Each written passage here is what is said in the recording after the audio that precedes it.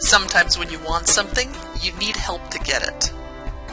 To convince someone to help you, you may need to explain why you're making the request, and address related questions. When lawyers make a request to a judge, it's called a motion.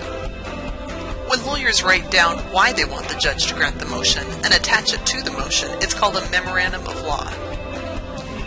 Lawyers draft a Memorandum of Law when court rules require it, when the judge asks them to, or when they feel it would be appropriate. Let's review the components of a memorandum by examining a sample student memorandum. Start with information about the lawyers and the client they represent. Next, draft a caption, which typically includes the name of the court, the names of the parties, the title of the document, the case number, and the judge or commissioner's name. Include an introductory phrase after the caption to introduce who is submitting the document and why. Outline the questions you will cover in the document. Before making your argument, share the facts of the case with the court. Consider telling your story from your client's point of view.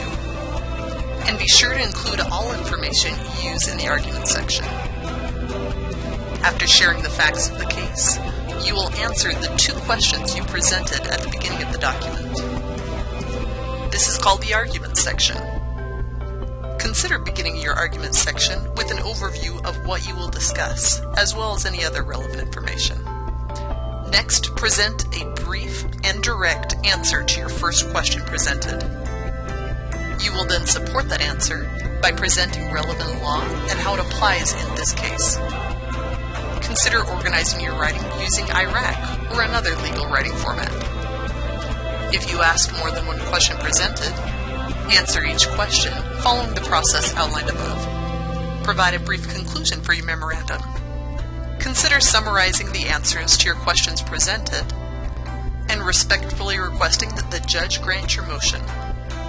If an employer asks you to draft a memorandum of law, consider asking her for a memorandum she drafted before that you can use as a template.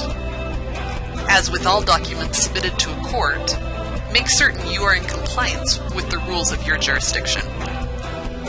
If you have additional questions regarding specific sections of the memorandum, consider watching the videos referenced below.